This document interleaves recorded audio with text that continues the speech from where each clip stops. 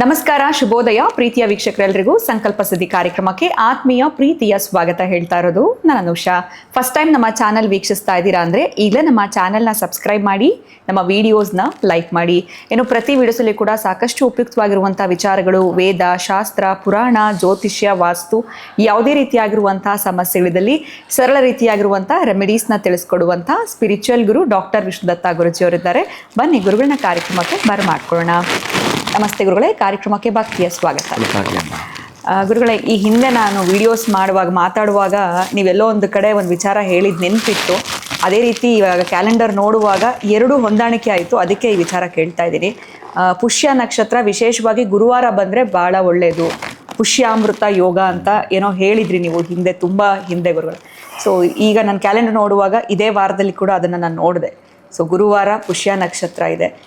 ಏನು ಇದ್ರ ವಿಶೇಷ ಗುರುಗಳೇ? ಈ ದಿನವನ್ನು ಹೇಗೆ ಬಳಸ್ಕೊಳ್ಬೋದು, ಯಾವುದಕ್ಕಿದು ಒಳ್ಳೇದಾಗತ್ತೆ, ಈ ವಿಚಾರವಾಗಿ ತಿಳಿಸ್ಕೊಡಿ ಗುರುಗಳೇ. 3-4 ದಿನ ಮೊದಲೇ ಕೇಳ್ತಾ ಇದ್ದೀನಿ. ಹಾಂ ಗುರುಗಳೇ, ಅದಕ್ಕೆ ನಾನು ಕೇಳ್ತಾ ಇದ್ದೀನಿ. ಓಂ ವಿಶ್ವಸ್ಮೈ ನಮಃ. ಪ್ರೀತಿಯ ಬಂಧುಗಳೇ, ಗುರುವಾರದ ದಿವಸ ನೀವು ವಿಜ್ಞಾನಕ್ಕೂ ಕೂಡ ಅದರ ಬಗ್ಗೆ ಗೊತ್ತುಂಟು. ಅಂದರೆ ಆಧ್ಯಾತ್ಮ ವಿಜ್ಞಾನ ಒಂದು ನಾಣ್ಯದ ಮುಖಗಳು. ಅದರ ಬಗ್ಗೆ ಕುರಿತು ವಿಶ್ಲೇಷಣೆ ಮಾಡಿದರೆ ಬಹುಶಃ ಅಂತಹ ಪುಷ್ಯ ನಕ್ಷತ್ರ ಗುರುವಾರ ಇದ್ದಾಗ ಗುರು ಪುಷ್ಯಾಮೃತ ಅಂತೇಳಿ ಮಕ್ಕಳಿಗೆಲ್ಲ ಒಂದೊಂದು ಡ್ರಾಪು ಆಸ್ಪತ್ರೆಗಳಲ್ಲಿ ಉಣಬಡಿಸ್ತಾರೆ. ಅಮೃತ ಬಿಂದು.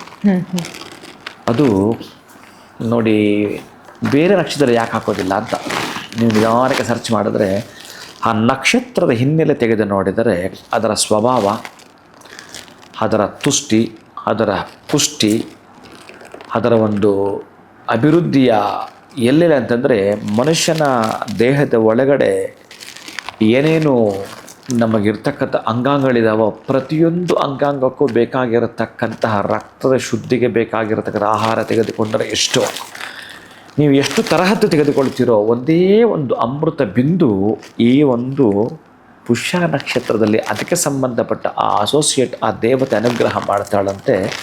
ಆ ನಕ್ಷತ್ರದೊಂದು ಮಕ್ಕಳಿಗೆ ಏನಾದರೂ ಉಣಬಡಿಸಿದರೆ, ಇನ್ನು ಏನಾದರೂ ತಾಂತ್ರಿಕ ಅಂತ ಮಾಡ್ತೀವಿ ಅಂತಂದರೆ, ಒಂದು ಸಿದ್ಧಿಯನ್ನು ಮಾಡ್ಕೊಳ್ತೀವಿ ಅಂತಂದರೆ, ಈ ನಕ್ಷತ್ರದಲ್ಲಿ ನಾವೊಂದು ಪದವಿಯನ್ನು ಗಳಿಸ್ಕೊಳ್ತೀವಿ ಅಂತಂದರೆ ಶಾಶ್ವತವಾಗಿರುವಂಥದ್ದು, ಟೆಂಪರವರಿ ಅಲ್ಲವೇ ಅಲ್ಲ.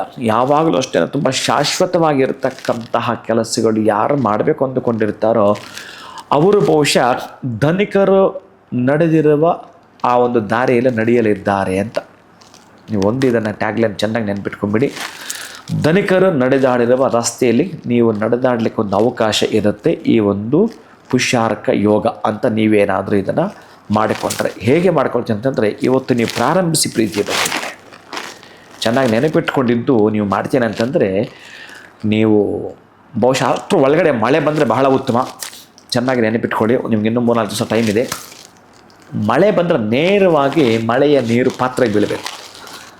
ಅದು ಆಕಾಶಗಂಗಾ ಆ ನೀರನ್ನು ನೀವು ಬಳಸ್ಕೊಳ್ಬೇಕು ಪ್ರೀತಿಯ ಬಂಧುಗಳೇ.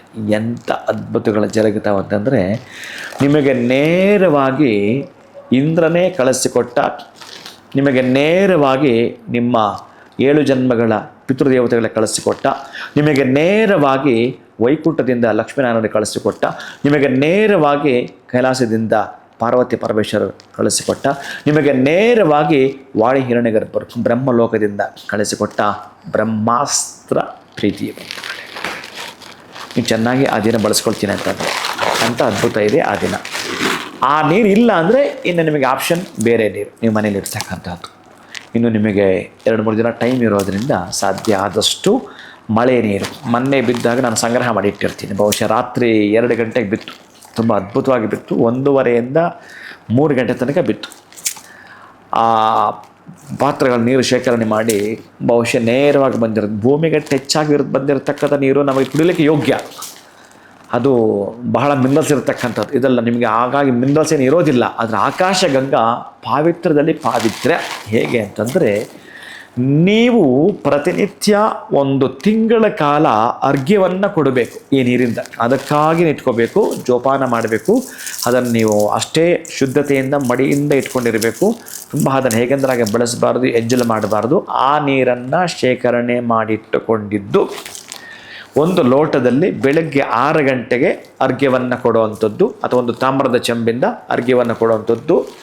ಈಗ ಕೈಯಲ್ಲಿ ಹಿಡ್ಕೊಂಡಿದ್ದು ನೀವು ಅರ್ಘ್ಯ ಕೊಡ್ತೀನಿ ಅಂತಂದರೆ ಕೆಳಗಡೆ ಒಂದು ನೀವು ಯಾವ ರೀತಿ ಮಾಡ್ಕೊಳ್ತೀರೋ ವ್ಯವಸ್ಥೆ, ಒಂದು ಪಾಟಲ್ಲಿ ಮಾಡ್ಕೊಳ್ತೀರೋ ಅಥವಾ ಹೇಗೆ ಮಾಡ್ಕೊಳ್ತೀರೋ ಅದರಲ್ಲಿ ಮಣ್ಣು ಹಾಕಿ ಧನಿಯ ಹಾಕಿರಬೇಕು. ಆ ಧನಿಯ ನೀವು ಹಾಕಿರಬೇಕು ಅಂತಂದರೆ 8 ಜನಕ್ಕೆ ಈ ಹಿಂದೆ ನೀವು ದಾನ ಮಾಡಿರಬೇಕು. 8 ಜನಕ್ಕೆ ಯಾರಿಗಾದರೂ ನಿಮ್ಮ ಸಂಬಂಧಿಕರು ಅಥವಾ ಬಡವರಿಗೆ ಯಾರಿಗಾದರೂ ಸರಿ 8 ಮಂದಿಗೆ ನೀವು ದಾನ ಮಾಡಿರಬೇಕು. 9 ಕೊಡೋ ಹಾಗಿಲ್ಲ, 9ನೇವ್ರು ನೀವೇ. ಅದಕ್ಕಾಗಿ ಈ ಭಾಗ್ಯಗಳನ್ನು ಪಡೆದುಕೊಂಡೇ ತೀರಬೇಕು ಅಂತಂದರೆ 8 ಜನಕ್ಕೆ ನಿಮ್ಮ ಶಕ್ತ್ಯಾನುಸಾರ ಧನಿಯ ನೀವೇನಾದರೂ ದಾನ ಮಾಡಿ ಆ ಗುರುವಾರದ ದಿವಸ ಪ್ರಾತಃ ಕಾಲಕ್ಕೆ, ಅಂದರೆ ಈ ಮಣ್ಣು ಕೂಡ ಹಿಂದಿನ ದಿವಸ ವ್ಯವಸ್ಥೆ ಮಾಡಿಕೊಳ್ಳಿ, ಧನಿಯ ಕೂಡ ಹಾಕಿಟ್ಟಿರಿ, ಅದ್ರ ಜೊತೆ ಗೊಬ್ಬರ ಕೂಡ ಹಾಕಿರಿ. ಒಟ್ಟಾರೆಯಾಗಿ ಆ ಧನಿಯಿಂದ ಬರ್ತಕ್ಕಂಥದ್ದು ಏನಿತ್ತು ಆ ಒಂದು ಧನಿಯಾಗೆ ಸಂಬಂಧಪಟ್ಟಾಗಿರತಕ್ಕಂತಹದ್ದು ಏನು ಬರ್ತಕ್ಕಂತಹದ್ದು ಇನ್ನು ನಿಮಗೆ ಸಸ್ಯವಾಗಿ ಬರ್ತಕ್ಕಂಥದ್ದು ಬಹಳ ಮುಖ್ಯವಾಗಿದೆ. ಪ್ರೀತಿ ಬಂದು ನೀವು ಗಮನಿಸ್ತಾ ಇರಬೇಕು ಇದನ್ನು. ಹೀಗೆ ಪ್ರತಿನಿತ್ಯ ಅರ್ಘ್ಯ ಕೊಡೋದು, ಆ ನೀರು ಅದಕ್ಕೆ ಬೀಳಬೇಕು. ಯಾವಾಗ ಸೂರ್ಯ ಹುಟ್ಟೋದಕ್ಕೂ ನೀವು ಅರ್ಘ್ಯ ಕೊಡೋದಕ್ಕೂ ಒಂದೇ ಸಮಯ ಆಗಿರಬೇಕು.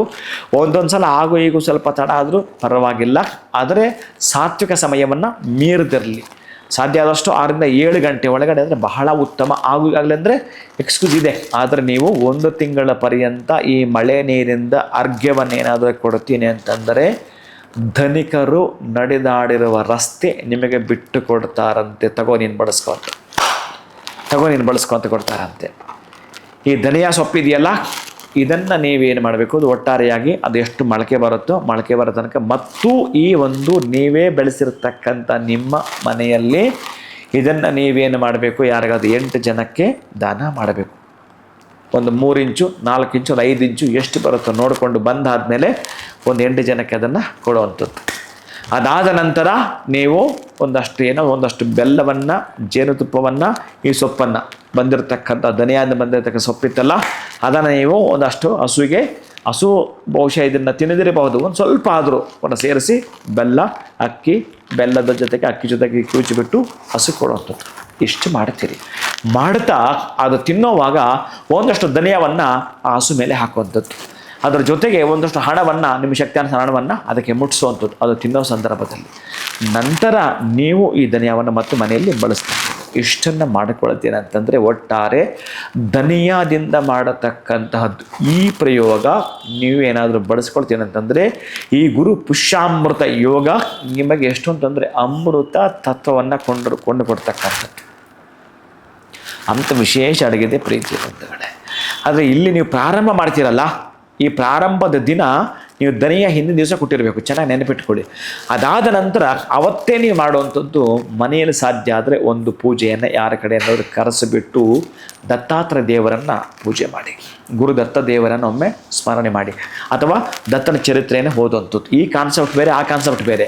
ನಾನು ಹೇಳ್ತೀನಿ, ಅರ್ಘ್ಯ ಕೊಟ್ಟ ಆದಮೇಲೆ ಒಂದಷ್ಟು ವಿಶೇಷವಾಗಿ ಪೂಜೆ ನಡೆಯಬೇಕು, ಒಂದಷ್ಟು ನೈವೇದ್ಯ ಸಿಹಿಯನ್ನು ಮಾಡಬೇಕು. ಆ ನಂತರ ನಿಮ್ಮ ಮನೆಯಲ್ಲೋ ಅಥವಾ ನೆಂಟರಿಷ್ಟರೋ ಬಂಧು ಬಳಗ ಒಂದಷ್ಟು ಮಕ್ಕಳಿಗಾದ ಸಿಹಿಯನ್ನು ಹಂಚುವಂಥ ಕೆಲಸವನ್ನು ಮಾಡಿಕೊಂಡ್ರೆ ಅದೃಷ್ಟ ಅಂತ ನಮ್ಮ ಜಾತಕದಲ್ಲಿಲ್ಲ, ಅದೃಷ್ಟ ಅಂತ ನಾವು ಕಟ್ಟಿರೋ ಮನೆಯಲ್ಲಿಲ್ಲ, ಅದೃಷ್ಟ ಅಂತ ನಮ್ಮ ಕುಟುಂಬದವ್ರು ಯಾರೆಲ್ಲೂ ಬರದೇ ಇಲ್ಲ. ಭಗವಂತ ಅನ್ನೋರು ನಮ್ಮನ್ನು ಕಣ್ಣು ಮುಚ್ಕೊಂಡು ಬರೋದು ಬಿಟ್ಟೆ ನಮ್ಮ ಹಣೆ ಬರಹ ಅನ್ನೋವರಿಗೆ ಅದೃಷ್ಟ. ಯಾರಾದರೂ ನೀವು ನಿದ್ದೆ ಮಾಡೋಣ ಎಬ್ಬಿಸ್ಬಿಟ್ರೆ ಹೆಂಗೆ ಬೆಚ್ಚ ಬಿದ್ದುಬಿಡ್ತಾರೆ, ತಕ್ಷಣ ಎದ್ದೇಳಿ ಬಿಡ್ತಾರೆ. ತುಂಬ ಇಂಪಾರ್ಟೆಂಟ್ ಇರೋ ವ್ಯಕ್ತಿ ಎಬ್ಬಿಸ್ಬಿಟ್ರೆ ಹಾಗೆ ಭಗವಂತ ಬೆಚ್ಚಿಬಿಡ್ತಾನೆ. ಅಂದರೆ ಇವನೇನು ಮಾಡಿದೆ ಇವತ್ತು ಅಂತ. ಈ ತರಹದ ಕ್ರಿಯೆ ನೀವು ಮಾಡಿದಂಥ ಬ್ರಹ್ಮದೇವನ ನೇರವಾಗಿ ಈ ರಾಕ್ಷಸರು ಕುರುಕು ತಪಸ್ ಮಾಡ್ತಾರಲ್ಲ, ಬ್ರಹ್ಮದೇವಾಯ ನಮಃ ಅಂತೇಳಿ ಮಂತ್ರ ಹೇಳಿ ಹೇಳಿ ಹೇಳಿ ಅವ್ರ ಕರೆದಾಗ ಬರಲೇಬೇಕು ಬ್ರಹ್ಮದೇವ. ಇದಕ್ಕೂ ಅಷ್ಟೇ ಬರಲೇಬೇಕು ಬ್ರಹ್ಮದೇವ. ನಿನಗೇನು ಬೇಕು ವರ ಅಂತ ಅವಾಗ ಕೇಳ್ತಾನಂತೆ. ಬಹುಶಃ ನಿಮಗೆ ಕೇಳಿಸ್ತಿರ್ಬೋದೇನೋ. ನೀವು ಮಾಡೋ ಈ ಕ್ರಿಯೆಯಿಂದ ನೀವು ಏನು ಕೇಳ್ತೀರೋ ಅದನ್ನು ಪಡ್ಕೊಂಡೇ ತೀರ್ತೀರಿ. ಇದು ಈ ಸೊಪ್ಪು ಬರೋ ಒಳಗಡೆ ನೀವು ಖಚಿತವಾಗಲೂ ಕೂಡ ಭಗವಂತನಿಂದ ಆ ಫಲವನ್ನು ಪಡೆದೇ ತೀರ್ತೀರಿ. ಪೂಜೆ ಒಂದಷ್ಟು ನಿಮಗೆ ಗೊತ್ತಿರ್ತಕ್ಕ ಸಂಪ್ರದಾಯ ಪ್ರಕಾರ ಪೂಜೆಯನ್ನು ಮಾಡುವಂಥದ್ದು, ನೈವೇದ್ಯ ಮಾಡಿಕೊಳ್ಳುವಂಥದ್ದು. ನಂತರ ಈ ಒಂದು ಧನಿಯಾಗಿ ಸಂಬಂಧಪಟ್ಟಿರ್ತಕ್ಕಂಥದ್ದನ್ನು ಈ ಪ್ರಯೋಗವನ್ನು ಮಾಡ್ಕೊಳ್ತೀನಿ ಅಂತಂದರೆ, ಮಳೆ ಬಂದಿಲ್ಲ, ಮಳೆ ನೀರಿಲ್ಲ ಗುರುಗಳು ಅಂತಂದರೆ ಇನ್ನು ಮನೆಯಲ್ಲಿರ್ತಕ್ಕಂಥದ್ದು ಶುದ್ಧವಾಗಿರೋ ನೀರನ್ನು ಬಳಸ್ತಕ್ಕಂಥದ್ದು. ಆದರೆ ನೀವು ಅರ್ಘ್ಯವನ್ನು ಕೊಡಬೇಕಾದ್ರೆ ಯಾವುದೇ ಕಾರಣಕ್ಕೂ ಮನಸ್ಸಲ್ಲಿ ಪ್ರಾರ್ಥನೆ ಆನಂದವಾಗಿ ತುಂಬಿರಬೇಕು. ಆ ಅರ್ಘ್ಯವನ್ನು ಕೊಟ್ಟಿರ್ತಕ್ಕಂಥ ನೀರು ನೀವು ಕೆಳಗಡೆ ಇರ್ತಕ್ಕಂಥ ಬೋಲಿಗೆ ಕರೆಕ್ಟಾಗಿ ಆ ಮಣ್ಣು ಆ ಗೊಬ್ಬರ ದನಿ ಹಾಕಿದ್ರಲ್ಲ ಅದಕ್ಕೆ ಬೆಳಿಬೇಕು. ಮತ್ತು ನೀವು ಮಧ್ಯಾಹ್ನ ಅಥವಾ ಸಂಜೆ ಅದೇ ನೀರು ಬೇರೆ ನೀರು ಹಾಕಲೇಬಾರ್ದು ಅಂತಂದರೆ ಯಾವತ್ತಾದರೂ ಬೇರೆ ಮಧ್ಯಾಹ್ನವು ತುಂಬ ಬಿಸಿಲಿದ್ದಾಗ ಸ್ವಲ್ಪ ನೀರು ಹಾಕಿ, ತೊಂದರೆ ಇಲ್ಲ. ಆದರೆ ಪ್ರತಿದಿನ ಪ್ರಾತಃ ಕಾಲಕ್ಕೂ ನೀವು ದನಿಯ ಗುರುವಾರ ದಿವಸ ಹಾಕಿರತಕ್ಕಂತಹ ಆ ಒಂದು ಪಾತ್ರೆಗೆ ನೀವು ಆ ಪಾಟಿಗೆ ನೀರು ಪ್ರಾರಂಭಿಸುವಂಥದ್ದು ಪ್ರೀತಿಯ ಬಂಧುಗಳು. ನೀವು 1 ತಿಂಗಳು ಮಾಡಬಹುದು, 48 ದಿನ ಕೂಡ ಮಾಡಬಹುದು, ಕನಿಷ್ಠ ಪಕ್ಷ 27 ದಿನ ಮಾಡಬೇಕು. ಈ ಹೆಣ್ಣು ಮಕ್ಕಳು ಕೆಲವರು ನಾವು 27 ದಿವಸ ಮಾಡೋಕ್ಕಾಗಲ್ಲ ಅಂತಂದರೆ ಕೊನೆಯ ಪಕ್ಷ 21 ದಿನ ಆದರೂ ಮಾಡುವಂಥದ್ದನ್ನು ಪ್ರೀತಿಯ ಬಂಧುಗಳೇ. ಆ 21 ದಿನ ಅರ್ಘ್ಯ ಕರೆಕ್ಟಾಗಿ ಕೊಟ್ಬಿಟ್ರೆ ಆಮೇಲೆ ಅದು ಮೊಳಕೆ ಚೆನ್ನಾಗಿ ಬರಬೇಕು ಅಂತಂದರೆ ನೀವು ಆನಂತರ ಮಧ್ಯಾಹ್ನವೋ ಸಾಯಂಕಾಲ ನೀರು ಹಾಕಿ ಪರವಾಗಿಲ್ಲ. ಒಟ್ಟಾರೆ ಅದು ನಾನು ಹೇಳಿದ ರೀತಿಯಲ್ಲಿ ನೀವು ಬಳಸ್ತಾ ಬರ್ತೀನಿ ಅಂತಂದರೆ ಅದೃಷ್ಟ ನಿಮ್ಮನ್ನು ಹುಡುಕಿ, ಅದು ಕೂಡ ಸ್ಪೀಡ್ ಜಾಸ್ತಿ ಇರುತ್ತಂತೆ. ನೀವು ಕಾರ್ ಡ್ರೈವಿಂಗ್ 80, 90, 100, 120, 140, 150 ಸ್ಪೀಡ್ ಮಾಡ್ತೀರಲ್ಲ, ಇದು 180 ಸ್ಪೀಡ್.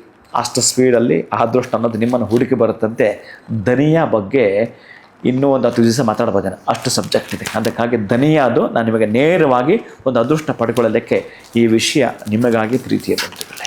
ಸೊ ಧನಿಯಾವನ್ನು ಯಾವ ರೀತಿ ಬಳಸ್ಕೊಳ್ಬೇಕು ಅಂತ ತಿಳಿಸ್ಕೊಟ್ರಿ. ಜೊತೆಗೆ ಈ ಗುರುವಾರ ಪುಷ್ಯ ನಕ್ಷತ್ರ ಬಂದಾಗ ಈ ಮಕ್ಕಳಿಗೆ ಅಮೃತ ಬಿಂದು ಹಾಕುವಂಥದ್ದು, ಆ ವಿಚಾರವನ್ನು ಕೂಡ ತಿಳ್ಕೊಂಡ್ವಿ. ಇನ್ನು ಅದೃಷ್ಟವನ್ನು ಮಾಡ್ಕೊಳ್ಬೇಕು ಅಂತಂದರೆ ಧನಿಯಾವನ್ನು ಹೇಗೆ ಬಳಸ್ಕೊಳ್ಬೇಕು ಅಂತ ತಿಳಿಸ್ಕೊಟ್ಟಿದ್ದೀರಾ. ಸೊ ಇದು ಸಾಮಾನ್ಯವಾಗಿ ಬರ್ತಿರುತ್ತಾ ಗುರುಗಳೇ? ಅಂದರೆ ಗುರುವಾರ ಪುಷ್ಯ ನಕ್ಷತ್ರ ಈ ಸಲ ಏನೋ ನೋಡದೆ ಗೊತ್ತಾಯಿತು. ಸೊ ಈಗ ನೆಕ್ಸ್ಟ್ ತಿಂಗಳು ಅಥವಾ ಅದ್ರ ನೆಕ್ಸ್ಟ್ ತಿಂಗಳು ಆ ಥರನೂ ಬರ್ತಿರುತ್ತಾ ಹೇಗೆ? ವರ್ಷಕ್ಕೆ ಒಂದು 2-3 ಸಲ ಬರ್ತವೆ, 2-3 ಸರಿ ಬಟ್ ಬಳಸ್ಕೊಂಡವರು ಅದ್ಭುತ. ಖಂಡಿತ ಗುರುಗಳೇ, ಇಷ್ಟೆಲ್ಲ ಮಾಹಿತಿಯನ್ನು ತಿಳಿಸ್ಕೊಟ್ಟಿದ್ದಕ್ಕೆ ಧನ್ಯವಾದಗಳು ತಮಗೆ. ನಮಸ್ಕಾರ. ಹರೇ ಶ್ರೀನಿವಾಸ. ಇನ್ನು ವೀಕ್ಷಕರೇ, ಇವತ್ತಿನ ವಿಡಿಯೋ ತಮ್ಮೆಲ್ಲರಿಗೂ ಇಷ್ಟ ಆಗಿದೆ ಅಂತ ಭಾವಿಸ್ತೀನಿ. ನಮಸ್ಕಾರ.